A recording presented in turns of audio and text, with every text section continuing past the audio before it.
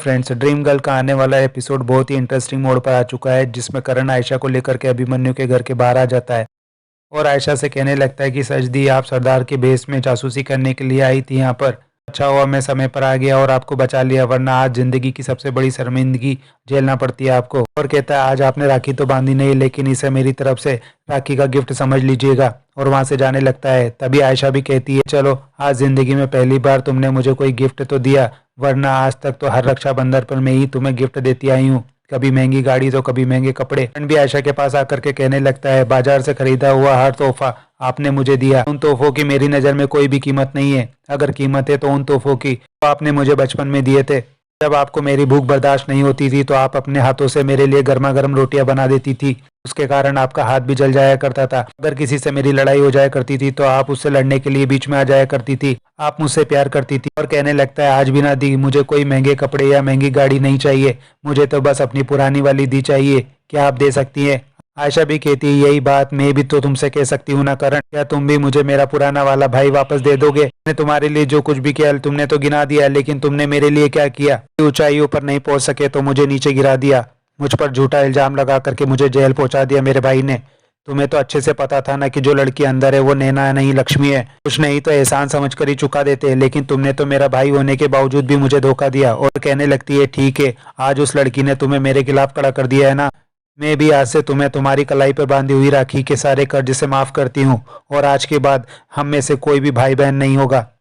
के बाद ना कोई भाई और ना कोई बहन, सिर्फ हम दो दुश्मन हैं, और अपनी पूरी ताकत लगा करके लड़ना, क्योंकि मैं कोई कसर नहीं छोड़ूंगी। करण भी कहता है ये रक्षाबंधन का दिन मुझे हमेशा याद रहेगा, और गुस्से में वहां से चला जाता है। आयशा भी करण से लड़ने के बाद गुस्से में गाड़ी में बैठ जाती है। उसकी आंखों से आंसू बह रहे होते हैं, उदास होने लगती है और सोचने लगती है कि किसी से भी इतना गिला नहीं है करण जितना कि तुमसे। तुम तो मेरे भाई थे ना। जिस पत्थर को मैंने अपने हाथों से तराशा, आज वही पत्थर मेरी तकदीर बदलना चाहता है, लेकिन तुम्हें पता नहीं कि मेरी तकदीर तो खुदा भी नहीं बदल सकता। और अपने आंसुओं को पोंछ लेती है और सोचने लगती है कि बस एक बार इस लड़की का सच सबके सामने ले आओ ना, तो फिर इन तीनों की कुंडलियां तो मैं बदलूंगी। और वहां से गुस्से में चली जाती है। उसके बाद रात में लक्ष्मी जैसे ही सोने के लिए जा रही होती है, तभी उसके मोबाइल पर समर का फोन आने लगता है। समर का फोन देख करके वो फोन उठाती है, लेकिन समर उसकी आवाज़ सुन करके फोन को काट देता है। थोड़ी देर बाद समर फिर से फोन लगाता है। लक्ष्मी समर से कहने लगती है कि कौन बोल रहा है, कुछ तो बोलिए नहीं तो मैं फोन रख दूंगी। तभी समर बोलने लगता है कि मैं समर सरीन बोल रहा हूँ। लगता है कि आपकी आवाज़ है ना बिल्कुल लक्ष्मी की तरह मिलती है, मैं लक्ष्मी की आवाज़ सुनने का मेरा मन किया, इसलिए मैंने आपको कॉल किया था। लक्ष्मी भी कहने लगती है देखिए समर जी, मैं लक्ष्मी नहीं हूँ। मैं आपको एक सलाह देती हूँ कि आपके सामने पूरी जिंदगी पड़ी है, तो आप किसी भी परछाई के पीछे भाग करके अपनी जिंदगी को बर्बाद मत कीजिए, कुछ भी हासिल नहीं होने वाला है। समर भी कहता है लक्ष्मी कोई परछाई नहीं है, हकीकत है। लक्ष्मी कहती है तो क्या आप उसको मुझ में ढूंढने की कोशिश कर रहे हैं? ये सुनकर के समर भी कहता है कि आपको डिस्टर्ब किया उसके लिए सॉरी, मुझे तो सिर्फ लक्ष्मी की आवाज़ सुनना थी इसलिए कॉल किया था, और फोन काट देता है। समर का फोन काटने के बाद लक्ष्मी भी समर को याद करते हुए रोने लगती है। समर भी अपने कमरे में परेशान हो रहा होता है, कमरे में रखी हुई गोलियां निकाल करके खाने लगता है और लक्ष्मी को याद करते हुए वहीं बेड पर सो जाता है।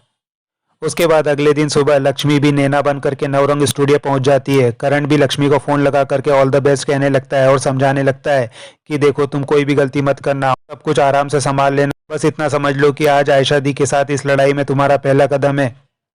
उधर आयशा भी अपने स्टूडियो में लक्ष्मी का पर्दाफाश करने की सारी तैयारियां कर चुकी होती है। करण भी लक्ष्मी को समझाता है कि तुम नवरंग स्टूडियो को अच्छे से जानती हो और आयशा दी को भी, आज वो तुम पर हमला करने से चूकने वाली नहीं है, तो तुम सावधान रहना। लक्ष्मी भी धीरे धीरे स्टूडियो के अंदर जाने लगती है। निधि भी आयशा को बताने लगती है कि मैडम सीसीटीवी कैमरा इस फ्लावर पॉट के पीछे लगा हुआ है, इस कमरे में जो कुछ भी होगा ना वो आप अपने कमरे में बैठ करके अपने लैपटॉप पर देख सकती है और रिकॉर्ड भी कर सकती है। और बताती है मैडम हमारा सबसे बड़ा हथियार ये एसी का रिमोट है, इस कमरे का एसी ऑफ रहेगा, अगर नैना को गर्मी लगती है तो जैसे ही वो एसी का बटन प्रेस करेगी तो हाई वोल्टेज के कारण यहाँ पर शॉर्ट सर्किट हो जाएगा और यहाँ पर आग लग जाएगी।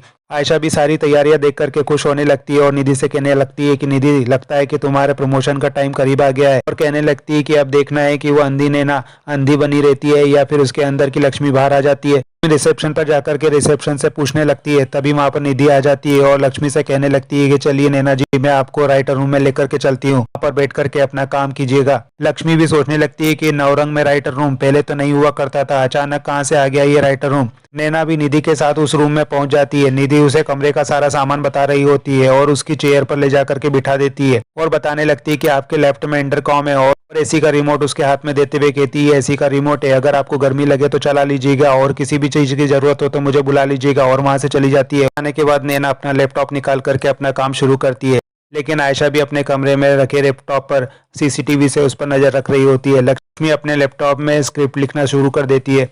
आयशा उसे देखी जा रही होती है और सोचने लगती है, क्या कर रही है ये, क्या इसको गर्मी नहीं लग रही है इतनी मोटी साड़ी लपेटे हुए। लक्ष्मी भी सोचने लगती है, आयशा जी ने ये राइटर रूम जरूर कुछ ना कुछ सोच करके ही बनवाया होगा, मुझे भी नजरें झुका करके चारों तरफ देखना होगा जिससे किसी को भी शक ना हो, कुछ तो इस कमरे में अटपटा है। तभी अभिमन्यु की कही हुई बात याद आने लगती है कि आयशा बहुत ही चालाक है, उसकी नजरें हर समय तुम्हारे ऊपर ही टिकी होगी, इसलिए भूलकर भी बेफिक्र मत होना, भले ही आयशा वहाँ हो या ना हो, कोई ना कोई तुम पे नजर रख रहा होगा। तब याद करके लक्ष्मी नीचे नजरें करके कमरे में चारों तरफ देखने लगती है। तभी उसका ध्यान फ्लावर पॉट पे जाता है। लक्ष्मी सोचने लगती है, कमरे में यही एक फ्लावर पॉट कुछ अजीब सा लग रहा है। आयशा भी लक्ष्मी पर नजरें गड़ाई होती है और सोचने लगती है कि इसके फरिश्ते भी नहीं बता सकते कि मैंने इसके लिए क्या प्लान किया है। उधर मानव भी मीटिंग के लिए आ चुका होता है और निधि से कहने लगता है कि इस फिल्म पे जो लोग भी काम कर रहे हैं ना, मुझे तुरंत कॉन्फ्रेंस रूम में चाहिए। ये सुनकर के निधि भी आयशा को बुलाने के लिए चली जाती है। आयशा लक्ष्मी की गलती करने का इंतजार कर रही होती है और सोचती है, कम ऑन लक्ष्मी, इतनी देर हो गई है, कोई अकेले में इतनी देर कैसे एक्टिंग कर सकता है, कम ऑन, तुम्हें गर्मी नहीं लग रही क्या, उठो एसी ऑन करो, कुछ तो करो। तभी वो देखती है कि लक्ष्मी ने एसी का रिमोट उठा लिया है और वो एसी ऑन करने के लिए आगे बढ़ रही है। आयशा खुश होने लगती है। अगर लक्ष्मी रिमोट को रख करके कमरे में घूमने लगती है और पानी के जग के पास जाकर के पानी लेकर के पानी पीने लगती है। उधर निधि भी आयशा को बुलाने के लिए आ जाती है। आयशा भी कहने लगती है, मानव ने बुलाया तो मैं मना नहीं कर सकती, और वैसे भी सब कुछ तो रिकॉर्ड हो ही रहा है ना, जब शॉर्ट सर्किट होगा और आग लगेगी तो लक्ष्मी को भागते हुए सारा जमाना दिखेगा। मीटिंग के लिए कॉन्फ्रेंस रूम की तरफ चली जाती है। उधर लक्ष्मी भी पानी का गिलास रख करके फ्लावर पॉट के पास पहुंच जाती है और उसे धक्का देकर के नीचे गिरा देती है और अंधे की एक्टिंग करते हुए उसे उठाने की कोशिश करते हुए उसमें से गिरे हुए कैमरे को तोड़ देती है और सोचने लगती है कि आपकी तीसरी आंख तो गई आयशा जी, अंधी तो मैं बनी हूँ और अंधेरा आपकी आंखों के सामने छा गया।